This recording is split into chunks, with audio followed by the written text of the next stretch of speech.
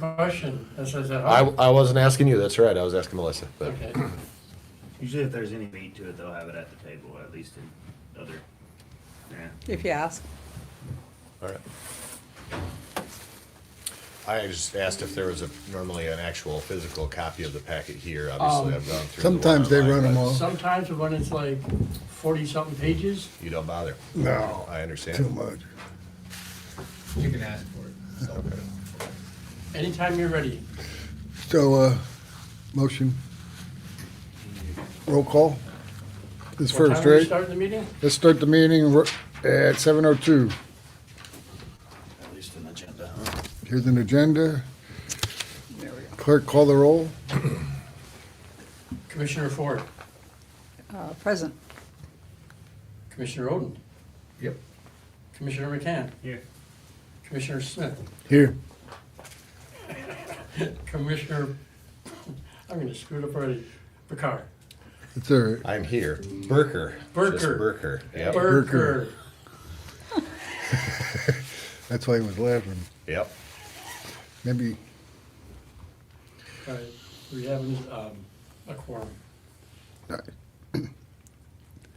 motion for approval of the agenda. Anybody? I'll make a motion. Second. Any discussion?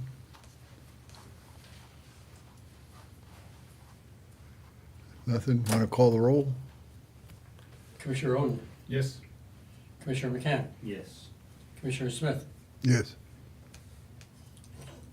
Brooker. Commissioner Picard, Yes. Commissioner Ford. Yes. Was I better on that one? Yeah. Yeah, we'll get there. You pronounce Ford perfectly. How about our motion? Nicely done. Yay! Let's see. How about a motion for the approval of the minutes? So moved. Second. We got a first and a second.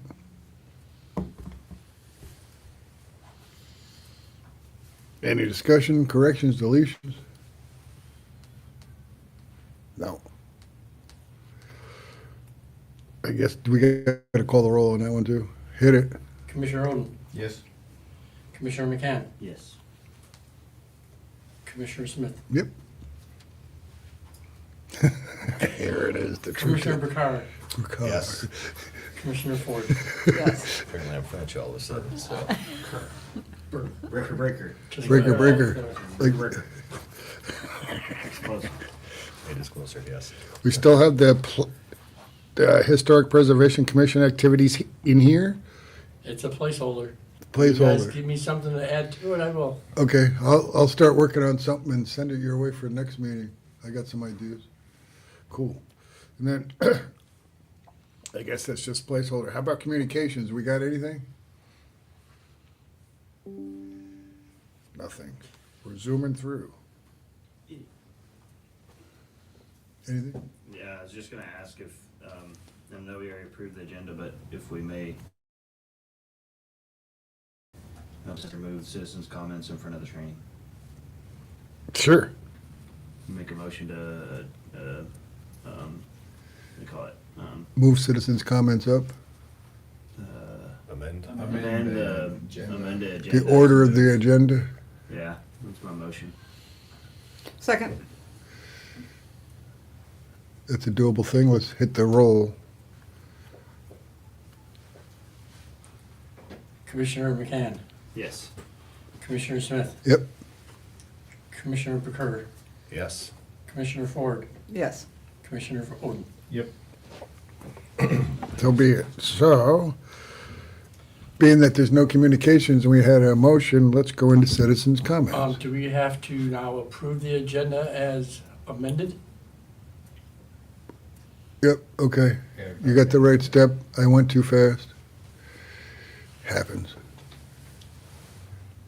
So we need a motion for that? No, because it was No, I just already need to made vote on on it. the. Just a vote, just take a vote. Commissioner Smith, Yes. Commissioner Picard, Yes. Commissioner Ford, Yes. Commissioner Oden, Yes. Commissioner McCann. Yes. Okay. Now, Now to citizens' comments.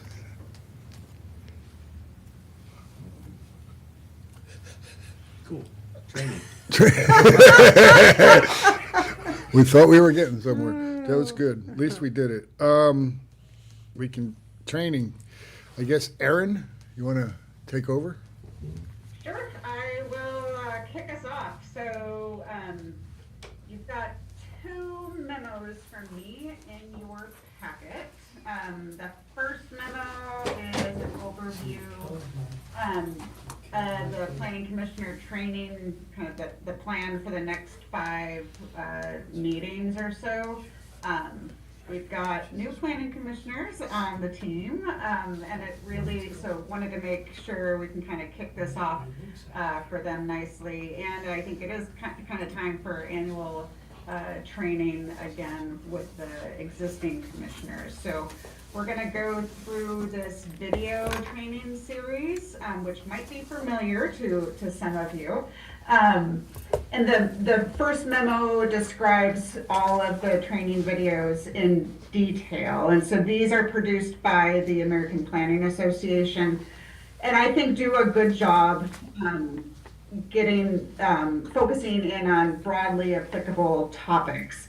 Some of the examples that get described might not apply directly to the sorts of activities that you all are involved with. But I will say that everything does relate to the role of the planning commissioner.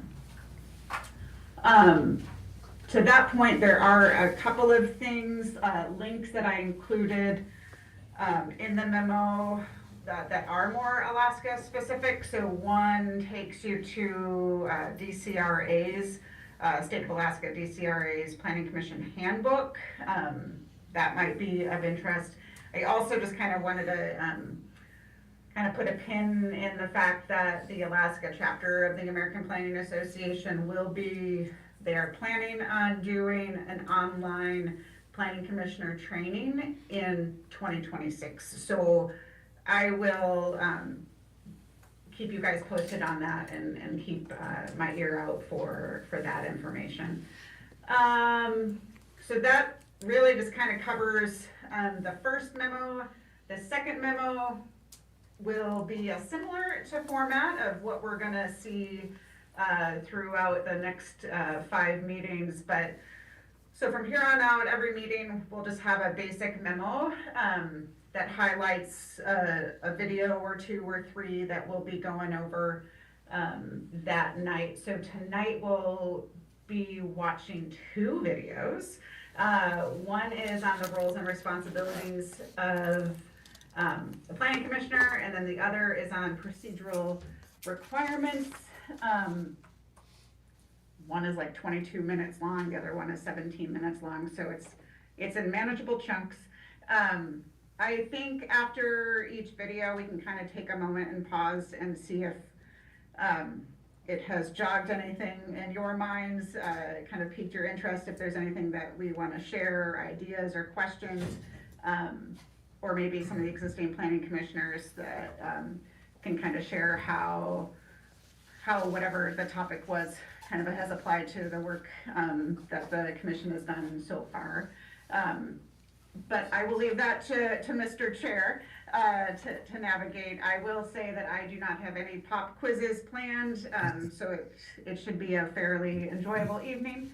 But I think that's really all I've got. Unless there's any questions, we can go ahead and hope that the links work and get rolling. So are there any questions before we get started? Nope. Bring it on. Bring it on. Okay, Kenny's here to watch with us. excellent.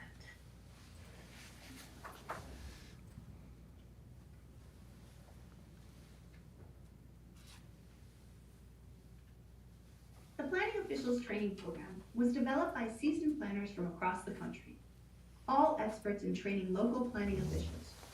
It is supported and presented by the American Planning Association, the national organization that is devoted to creating communities of lasting value for everyone. Our more than 40,000 members are made up of planners, commissioners, public officials, educators, students, and engaged citizens who are committed to creating vital communities. 4% of our members have obtained required education, professional experience, and passed a rigorous exam to become certified by the American Institute of Certified Planners. The Planning Officials Training Program aims to provide the essential information, insights, and sound practices applicable to better decision-making for those who serve as appointed planning and zoning officials for their communities. The use of planning officials throughout the presentations is a universal term used to group audiences of elected and appointed officials, planning commissioners, and boards of zoning appeals. Each state may vary on the terms used to distinguish these members. For that reason, this program represents The Planning Officials Training Program aims to provide interchangeably. Throughout the videos, we use terms to describe these officials and their actions that may differ from what is used in your state. Though the terms may differ, the lessons are universal.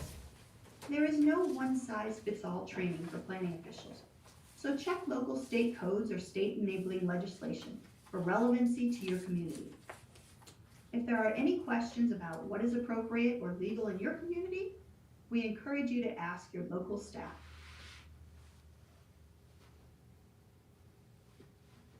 So, you're on this planning commission, or planning and zoning commission, or plan commission, or zoning commission, depends on where you live, what they call them. But it's really a group of citizens that are appointed primarily by the city council. Some counties have zoning bodies as well, but they actually perform both required and discretionary functions in land use matters, and we'll talk about that. So the main responsibilities and activities of Planning Commission are implementing the land use patterns. That's looking at whether the comprehensive plan is being used and how the comprehensive plan has suggested in a future land use map how the zoning patterns should be in the future. It's not a zoning map, but it may look like one. You also are looking as a planning commissioner at the current zoning ordinance, particularly as you're applying it for various cases to see if it meets the requirements of the zoning ordinance, but also to find out if there are problems in the zoning ordinance and that you might want to make a recommendation for change. Start with staff on that if you are concerned about it. Often you, as a planning and zoning commissioner, you're part of the process of developing and updating the comprehensive plans. In some cases, planning and zoning commissions are asked to be a part of the annexation process by making recommendations on that. But one of your important jobs is to interface with the public on community values. You can go to public meetings, you can go to focus groups and neighborhood organizations. But when you do that, your job there is to listen and to tell people what the process is if they have questions. In a lot of communities that are concerned about their visual image and urban design, that job a lot of time falls to the Planning Commission to encourage and be sure that the land use issues that are coming in front of you do address the concerns that the community has for visual image. In a lot of communities, planning commissions develop and adopt a work plan for annual work, and that's if they want to update the zoning ordinance or they're going to review the comprehensive plan, and that should all be put together in an annual work report. So the orientation for Planning Commission, when you go on to Planning Commission for the first time, or even if you're not remembering all the issues that you need to cover, become acquainted with the following. They're legal issues. All your meetings should be subject to what is called Open Meetings Act. You're not to meet in private. You meet in a meeting that's been posted and has an exact location on a regular basis. So the basic elements we talked earlier, comprehensive planning, zoning ordinance, subdivision regulations. In your community, you should have copies of those documents. All the states have enabling statutes for planning and zoning in their state statutes. Texas, we have 211, 212, and 213 of the Texas Local Government Code. Planning and Zoning Commission should also be identified in the city's charter as to their duties and responsibilities. And some of that comes with attending meetings um, and being there and making those decisions. As we talked earlier, more than just the zoning regulations and subdivision regulations, there's a complete code of ordinance for your governmental body, and you should be familiar with those because sometimes the plat or the zoning ordinance cross-references with another zoning ordinance. But you should have bylaws or rules of procedure for your planning commission meeting and how it should be conducted and how you speak at a meeting and how you make your motions for approval. So it's important that you really need to be familiar with your responsibilities, both on and off the commission. If you're missing a lot of meetings or can't attend, then perhaps you should have someone else on a commission. But you need to be there regularly for meetings, and it's very important. So we look at hopefully planning commissioners being visionary, that you can really understand your community, or at least a portion of your community, your problems and your potentials of the city. Because one thing, as a previous planning commissioner chair told me, as a planning commission, you are representatives of the whole city. You're a committee of the whole city. You're not just your little neighborhood or your area, but you have to vote on these cases, and you have to vote on them as a representative of your area as a part of the whole city, which means you need to see the big picture. Hopefully you don't have any conflicts of interest. Conflicts of interest are usually financial, or you live in the area too close to the zoning case or the subdivision plat. You want to be impartial and objective. In other words, you can't get too personal, whether it's with the person, you know, the person, or what the objective of. You may not agree with what they're doing, but you have to be objective. So you're always working toward that common good. That's that committee of a whole. And you want to put the community interest really ahead of the others. Sometimes a neighborhood interest is in conflict with the community interest as a whole. Main thing, you need to come to the meeting prepared. You need to have read your materials that are sent to you in advance of the meeting. You want to appreciate that dialogue. You want to collaborate. It's very important. You've got to be practical. The city can and can't do certain things. There are expectations that sometimes are not realistic. But if you look at trying to be how something can be done within the confines of the zoning regulations or the subdivision regulations, you need to generally be very consistent. If you've looked at something one way, you need to think about how you look at it in all the other similar cases. It's very important for you all as planning commissioners to understand how a meeting works and what they should be. And most all planning and zoning commission meetings are public meetings, and that they still serve the public interest just by the very nature of having them, of their existence. They should be open to everybody, and notices should all go out to property owners, as well as being following all the public notice procedures where in newspaper and now online. So really your responsibility as a planning commissioner, you need to look at being prepared. You need to read the materials prior to the meeting. The worst noises we used to hear at planning commissioners when the planning commissioner opened their envelope that they'd gotten their whole packet in, and it was the first time they'd looked at anything. You need to understand your codes and ordinances, particularly your comprehensive plan and zoning ordinance. If possible, you should visit the site, unless you're not allowed to. Some cities don't allow anything outside of the meetings. You should always contact staff if you have questions, and always before. You don't want to blindside them at a meeting, because really, staff is your friend in this, and not an adversary. And I want to really encourage you to play an active part in your meetings. You need to ask questions. And if you're not asking the question for yourself, you sometimes need to ask it for somebody else. We used to have a few planning commissioners when I was on the planning commission that just kind of glazed over in meetings, and you knew they weren't understanding it. And a very dear friend of mine, Commissioner, he had a suggestion, and he would say, can we have an educational moment and make staff explain to us what was going on? Mine, as being the only planner that had been on Plan Commission, I would ask staff to please clarify or remind me of what this issue was. So that helped fellow commissioners that don't, and particularly so they don't feel left out. So that's being active. You need to tell the staff when you're not going to be there on time, be there, and you need to be there on time, because a lot of meetings require the quorum to be present before they can even start. So you need to listen to everybody, particularly you'll listen to the staff report.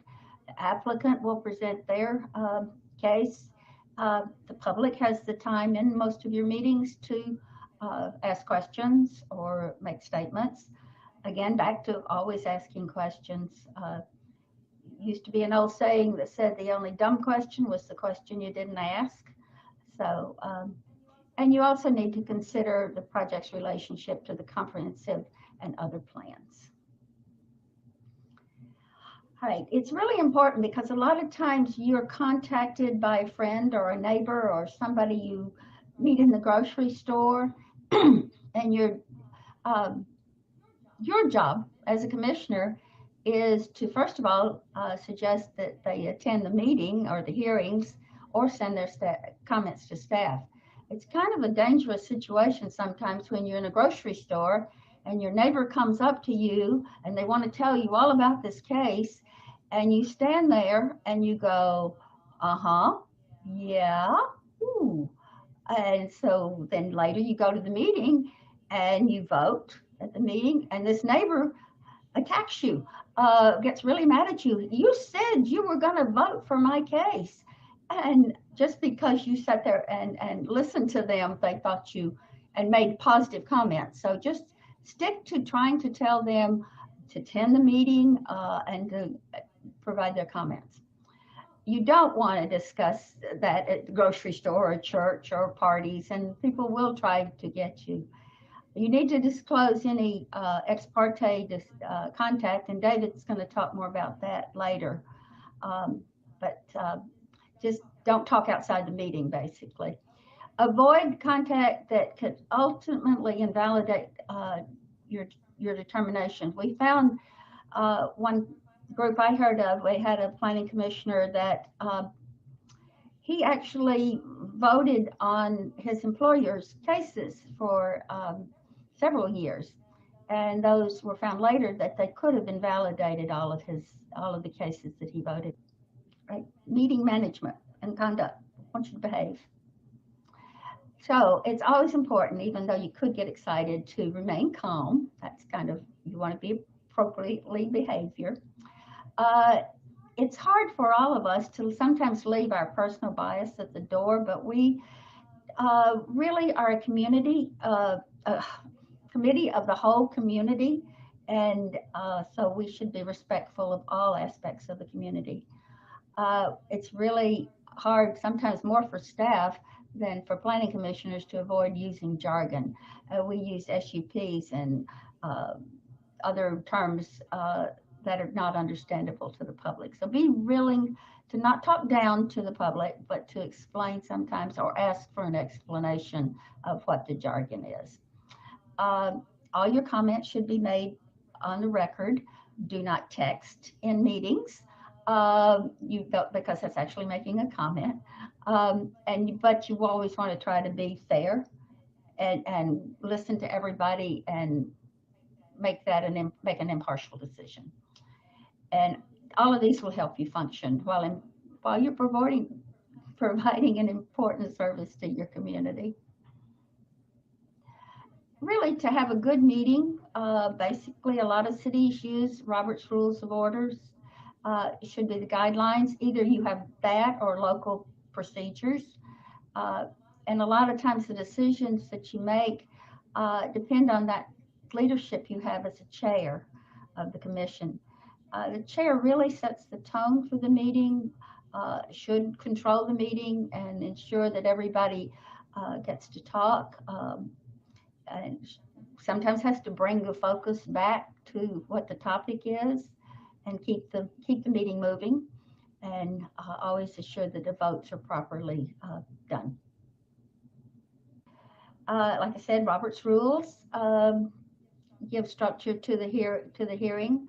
You don't want to get into the details of parliamentary procedure, and you also have to consider how to mitigate the impacts raised by the public. Those may come to you as a surprise sometimes, and you need to be sure that staff and the other commissioners as well as the public understand what's being discussed. You don't want to debate with the public or the applicant, or you can make your comments later after the motion's been made. You need to be sure you've got all the information needed to make the decision. And sometimes it's necessary to actually not make that decision that day, but to continue the hearing to obtain more information. To have a fair hearing, really everybody needs to have the right to talk and be heard. Sometimes when you have a huge meeting, we had like 120 people at a public hearing one time that all wanted to speak, and the chair was able to suggest that they should say that their comments have already been made, or to have the group stand and be recognized as all supporting or in opposition to a case. You need to be sure that the testimonies that people are giving are relevant, not that they get off on some tangent or something that doesn't apply to the meeting that's at hand. Because you really are weighing all the cases against the standards that you have for review. Zoning cases have specific procedures. Subdivision regulations have specific procedures. In most states, subdivisions have to be approved if they meet the requirements of their subdivision regulations. Not whether you don't like the street name or the applicant, the standards apply. You should have heard all of the necessary testimony when you begin to vote. And it doesn't matter if you have 2 people for and 20 people against. It's all in what the evidence that's presented, the case that's presented, how staff presents their case to you, and how you discuss it in the meeting with your fellow planning commissioners. So now in a meeting, you want it to follow a general path. So which meeting should open with the chairman describing the rules, and that the chairman will read the request or the zoning case. And then usually staff presents a report, and then the applicant can present their report. Then you can have the questions, or those people that are in opposition or in favor of, they can speak. Time limits should be provided. And then the chair will restate the question, and that's the time either with the motion being made or a time frame for questions to be asked. Usually the questions are asked before, but they can be discussed after the motion's been made. Again, the chair gets to restate that request, and the commission will vote based on the standards and the information that's been provided to them. Your decisions need to be really based on what you understand to be the correct procedure for the case. When you look at voting, you want to discuss that standards of review we talked about. You don't always have to agree. We had an awful lot of split decisions when I was on the Planning Commission. And that was actually good, because it meant everybody got into the discussion. Because we really do have to vote as the whole commission, not just on one person's opinion. And you really want to keep an open mind before you vote. I had a really pretty terrible case one time where there was a lot of opposition, there was a lot of misinformation out, and I went to the meeting thinking I knew how I was going to vote, and when I heard the case and when I heard the opposition, when I heard the proponents, I totally changed the way I was going to vote. And you have to be willing to do that. That's why you don't tell people in advance how you're going to vote, because that will get you into trouble with them later. You need to recognize, again, as we talked about, that the audience or the people that are there to speak don't always represent all the views in the community. And you don't try in any way to exceed the authority granted by the codes or your statutes or your meeting procedures.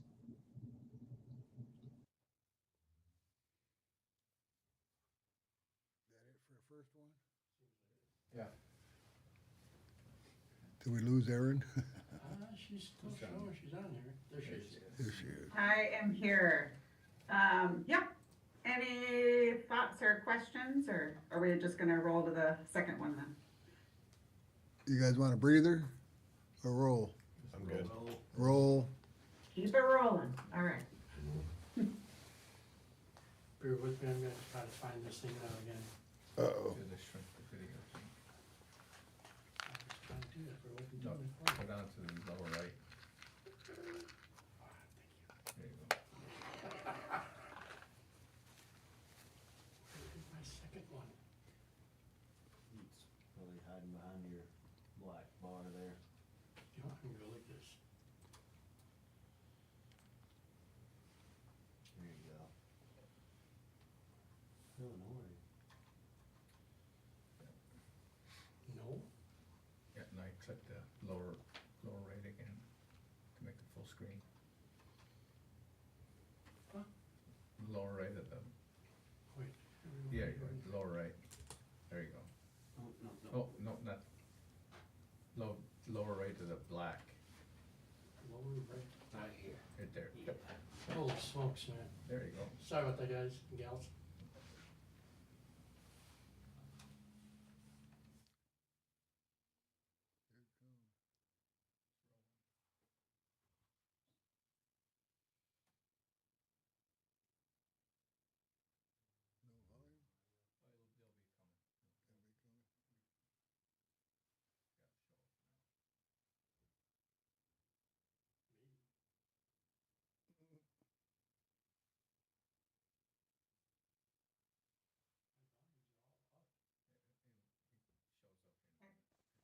That sound starts after.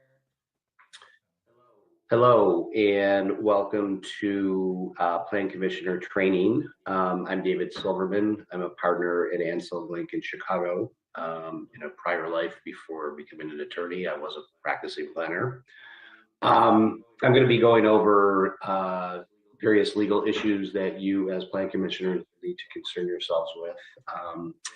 And whether you're seasoned or whether you're new to a Plan Commission, we hope that you find this material helpful as you proceed with serving your communities in the very important role of being Plan Commissioner. So it's important to understand that a lot of what you do is shaped by state laws. With that, we'll turn to some procedural requirements, which includes, most importantly, the Open Meetings Act of your state. These are also known as sunshine laws, and sometimes they are called sunshine laws, and they're designed to ensure that government operates publicly, that deals aren't being made in the background, outside of the public purview. And again, because you operate in the context of public hearings, where you're weighing evidence, it's very important that you're very aware of your state's open meeting requirements. Certainly staff will be, but you as an appointed governmental official also have a responsibility to have an awareness at a minimum of what your state's open meetings requirements are. In our state of Illinois, governmental officials, including plan commissioners, zoning board members, and the like, they all have to do Open Meetings Act training. It's an online program, it doesn't take a lot, but it is a requirement as assuming a position in your government, your local governmental structure. So, you know, why do we have these? Well, again, making sure that there's no backward dealing, of course, being able to hold government accountable, ensuring that the public actually has access to the public hearing that's being held. And open meetings sits equal with due process. And we're not going to get into a lot about due process, but suffice it to say the constitutional considerations of providing process to everyone who's participating in your public hearing is a necessary requirement for fairness. And the Open Meetings Act sets the stage for that by requiring notice. Perhaps it's a published notice in a newspaper or a mail notice to neighbors within a certain distance of the subject property. Whatever the case may be, you should be aware of those requirements, and why they exist is to ensure that the public knows what government is doing, when it's doing it, and how they, members of the public with concerns, can participate in the process. And this, of course, has been complicated to some extent over the course of the last year because of the pandemic, with communities having to adjust to remote meetings. It certainly has presented challenges for a lot of our communities, and in contentious public hearings, it's not always easy to manage it. But the key thing is to make sure that you are giving the public as much ability to meaningfully participate in the process as possible. And that includes perhaps putting all of the ways you can participate or get your testimony in if a member of the public doesn't want to participate, but can at least provide written comment.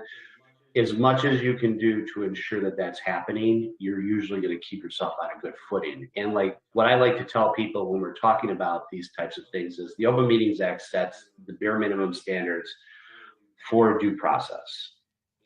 And your process should be structured in a way, again, to make sure that people have a meaningful opportunity to participate, but it doesn't have to be perfect process. And that's where a lot of communities can get tripped up in thinking that they need to provide some type of perfect process. You don't, but you have to provide a meaningful opportunity to participate. Other things that the Open Meetings Act will define is, well, what's a quorum? At least in our state, a quorum is a majority. A quorum, if you have 7 members, 4 is a quorum. A majority of a quorum, 3, is a meeting in our state. That could vary from state to state. You should be aware of that. And the reason why you should be aware of that is when you and your fellow commissioners get together and you start talking about a matter of public business, you could conceivably be violating the Open Meetings Act. So you do need to be aware of what your state requires for a meeting. And if 3 of you get together in Illinois and you start talking about a matter of public business without properly noticing it up, giving the public an opportunity to participate in that discussion with you, you could be finding yourself in some hot water. So you should be aware of these things. And also, this comes into play too, and it's something we've been very aware of for several years with technology, internet chat rooms, texting, whatever, because similarly, many states have defined public officials who are communicating electronically on a matter of public business in real time. So they're trading texts or whatever, or even email exchanges. They are violating the Open Meetings Act if no one else knows about that. And you can get into a lot of trouble with that too. So you need to be aware of those rules for your state. It's worth noting that if you do feel like you need to send some type of electronic communication ahead of a public hearing, either a new one or a continued one, something occurs to you about the application or whatever, send your communication to staff with a note that basically, and don't copy anyone else, just send it to staff and say, hey, look, this came up at the public hearing, or I anticipate this coming up at the public hearing. I just want to make sure that everyone's aware of it. Let staff then deal with managing how that communication gets to your fellow commissioners. This way you don't inadvertently create the opportunity for what could become a real-time email, perhaps text exchange that then goes into a meeting. So that's a very good way to manage yourself and a very good way to avoid the problem of violating your Open Meetings Act. Okay. Oh, and yes, optically, it's important to remember too that oftentimes you're on camera and the public is watching, and if you're on the dais texting, it's a bad luck, and it could raise questions about what you're actually texting about.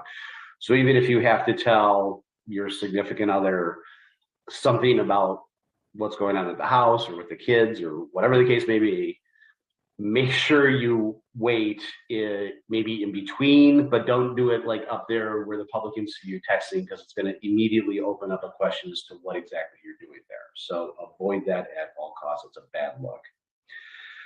Okay, conflicts of interest. This is another one, and this is often misunderstood. In my experience, planning commissioners tend to find conflicts of interest when there really are conflicts of interest.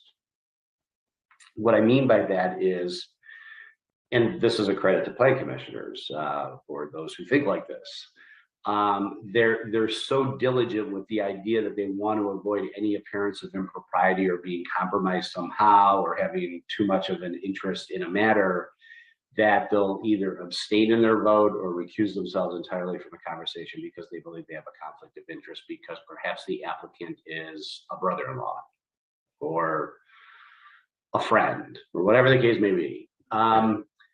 In reality, the only time a conflict of interest is really going to become an issue is if you have some financial stake in the property, in the project, or with the applicant in the event that the applicant's a corporation. But even that one is kind of limited because you have to own such a stake in a company to rise to a level that actually matters. So if you're talking about Facebook and you own 1/1,000,000,000% of Facebook, you don't really have a conflict of interest.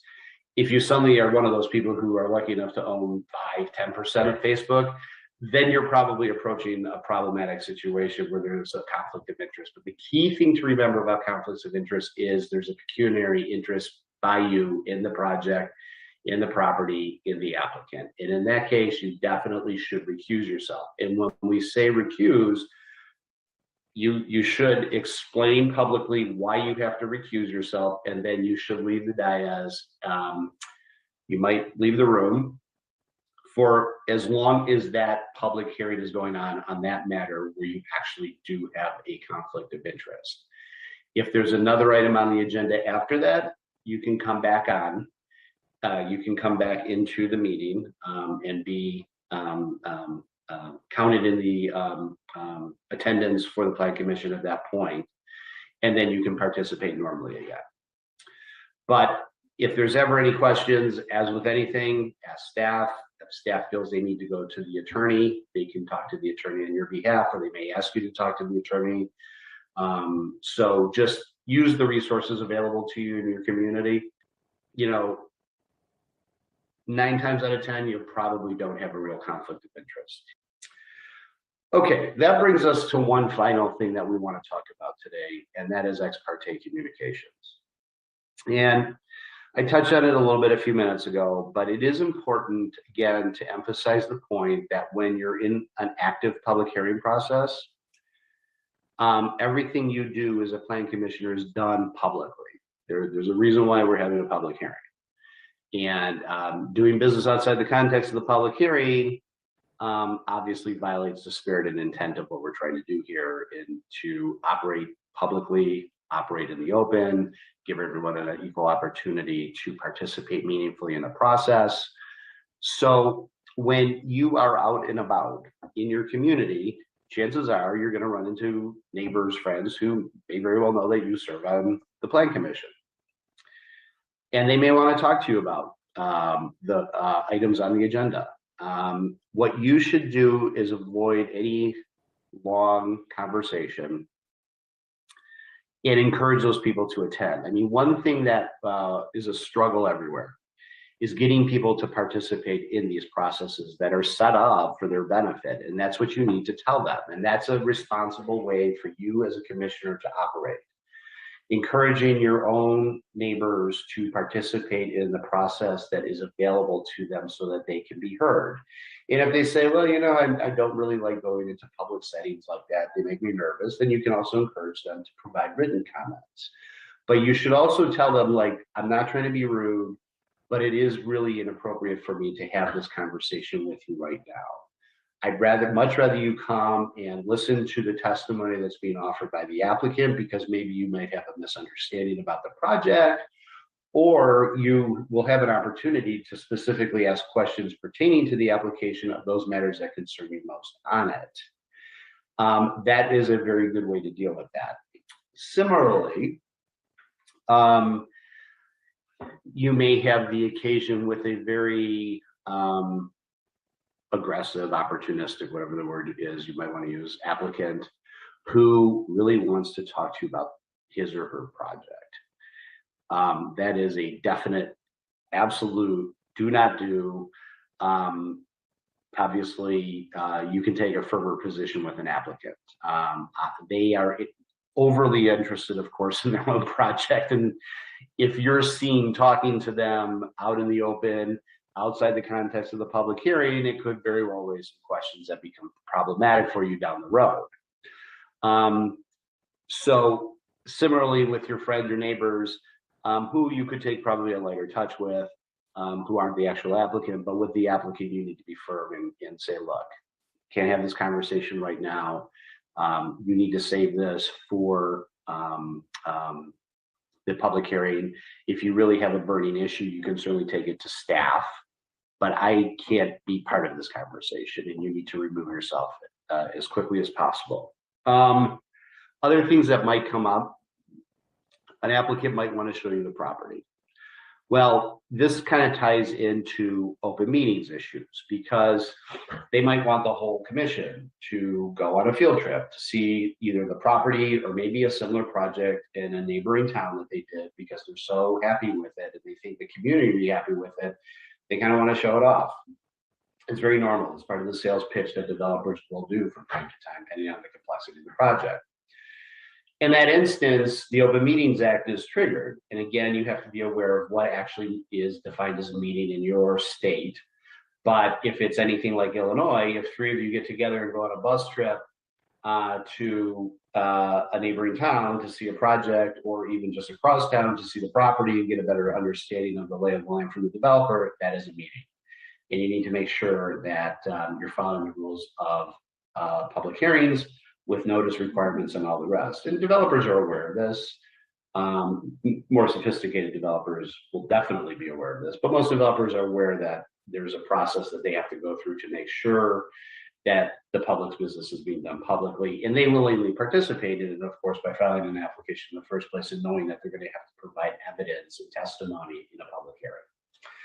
But that is also a situation where if you independently, as a single plan commissioner, or maybe just one other plan commissioner, said, hey, I want to go check out the property, why don't you come with me? It may be that the property owner's there, and it may be that they want to talk to you about the project. You need to avoid that and make sure that does not happen. And if it does happen, you need to leave quickly. So those are some of the things that we wanted to talk about with you. And as always, if you have questions on any of these things that we've discussed today, make sure you talk to your local attorney about them. And thank you very much. Any questions? Well, we can't go driving around in the van and looking at Well, you can go driving around in a van and looking at properties like we do, there's as long as it's things, part yeah. of the work session. You can have a work session in a van just as easily as you can have it right here. I think the big, It's open to public. Yeah, it's open to public. They can come in the van if they're here. They're invited. Usually, Okay, that's fine. That's fair. yeah. I think the biggest thing is that it's posted, right? And that it's been noticed before that this work session and this meeting is happening. And so that's Yeah. part of the, I think the port did something like that a couple of months ago, right? We used to do that with the abatement list, go around, Yeah. look at the properties, two vans once. Uh, We did have 2 vans, huh? Well, a van, a Ford of some sort. I got a question, Aaron. A pickup truck that disappeared. So, and maybe I could clarify with staff or attorney or something, but I mean, in terms of conflicts of interest, and in particular for me, if, as a banker, if a property itself is not part of a client's portfolio that I'm managing, then I wouldn't see that as a conflict of interest. But if the subject property is in particular to a deal that I'm working on, then I would notice the conflict of interest. Do you agree, or is that something that I should? Just because they're a client doesn't mean it's a conflict of interest. It should be related to the subject property, right? Or project. I believe that is correct. And Brad and I can get with other folks just to make sure, but I mean, that is how I would interpret it. And I think specifically, and we would need to look at what code talks about too, but I think you're spot on, because I think it would become an issue if you would see financial gain from what is on the table for consideration, so I mean, yes. And I think this is an important question to be asking, especially in a place where where folks are wearing a lot of different hats, and it's more like if you've got the direct financial benefit, and just because you have a professional relationship with somebody doesn't mean you've got a conflict there.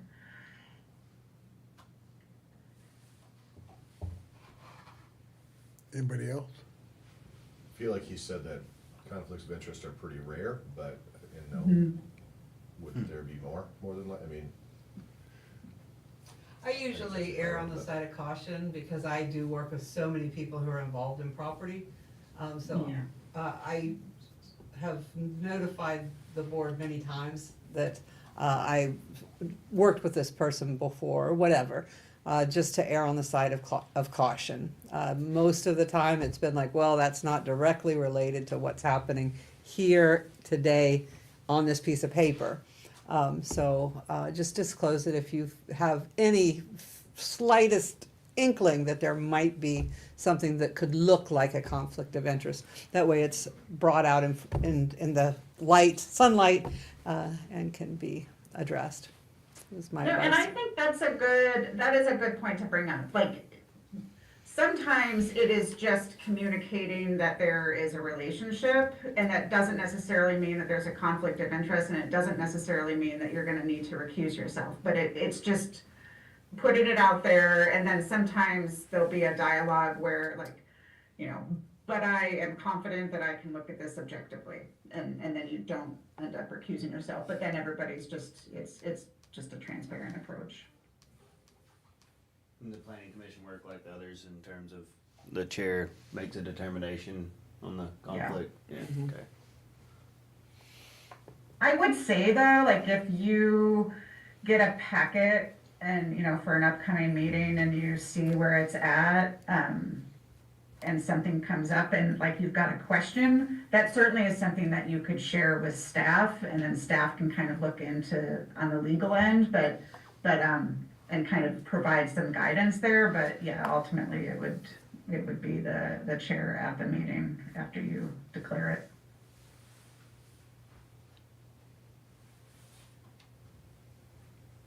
We good? Cool. Anybody else? We did move citizen comments up, but we do have a couple citizens now that we didn't have before. Do we want to move on to that? Yeah, citizens comment. Or mayor comments. Kenny Hughes, Mayor Nome. I want to thank new and old returning members for sticking with or joining the Planning Commission. I had hoped to catch you at your first meeting, but I was unable to. I hope shortly to perhaps fill our ranks so that we have a full deck, and looking forward to that. Aaron, thanks for the training. I'm here partly through that to let you know I won't ask you to sit through anything I wouldn't sit through. But also it gives us a common base for talking about the issue should it come up. And I just want to let you know that my goal is to make your time here on the Planning Commission be meaningful. We've got things in the pipeline that are coming your way, so it shouldn't be too long at all before you start seeing it. So while you can learn the stuff that Aaron is presenting, think about it. Those of you that have been on for a while, think about our past 3 or 4 years, and I know that listening to that, I was able to glean still a few more useful tidbits out of it, despite the fact that we've been hearing this time and time again.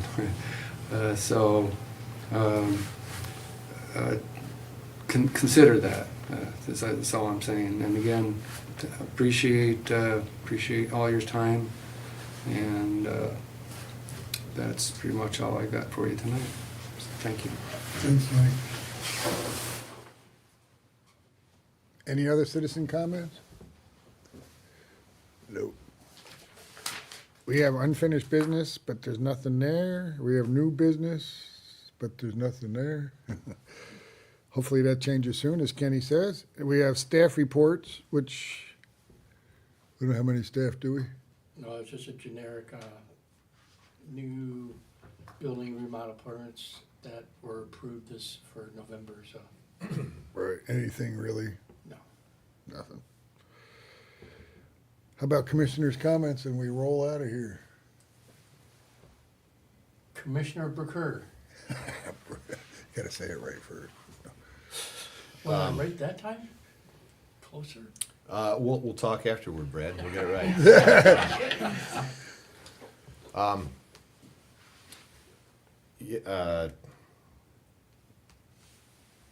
Yeah, I guess no real comments at this point. Commissioner Ford. Thank you, Aaron, for the training. It's last time we went through it, we did miss a few, so it's good to be able to review it. It's good refresher. I kind of would like to see all the open permits. That's something that's kind of nice to see all of them. I don't know how hard that is to run a permit or a report like that. Are you talking just like building and remodel, or are you talking? Yes. So I do send out a weekly report to builders and Grizzlies. So what I can do is just That'd be a good in start. our packet too. Since- So it should be a good start. Okay. Yeah, that'd be good. Right? Kenny, thanks I know we're not for... builders and Grizzlies, but we could use it. Thanks for filling these seats. It's been a long time since we weren't on a shoestring vote every time, so it's really nice to have these new faces. I really appreciate you guys serving. It's great. And thanks, Brad and Dan. Well, Dan's gone now. But Look out. thank you guys for putting this together. That's all I got. Commissioner McCann. And just echo Melissa's comments on thanking staff and Aaron for the training. I almost went to watch the link and I thought, no, we're going to watch it together. I'll wait. So I'm glad I did. Thanks for everyone that attends these meetings, because not a lot of people do. And so when we do see faces in the public, we appreciate that, folks coming. And And like you heard, maybe if you catch us at the grocery store, maybe instead catch us here. So, that's all I got. Thank you. Commissioner Oden No comment. and Commissioner Smith. A lot of good comments here. I just want to thank everybody for coming. Good training. You always get something out of it. Good to see Kenny. We'll get a better agenda going and more stuff happening real quick, even according to Kenny. Great. It was good to have everybody. It's a breath of fresh air. Not to be on a shoestring, as Melissa says. Schedule our next meeting. I believe it is January 6th, and I don't think I will be here because I'm traveling back into town that day, so I'm not going to be here. So Dan, you're going to be stuck with Dan, so. January 6th work for everybody?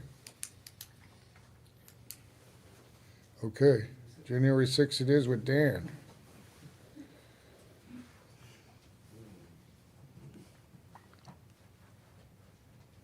Any motion to adjourn? I'll make a motion. Second. Well, we have a motion to adjourn. All in favor say aye. Aye. All opposed, say none. Good. That's it. Timeout 8:02. Thank you. Timeout 8:02. 7:02 to 8:02, right on the money.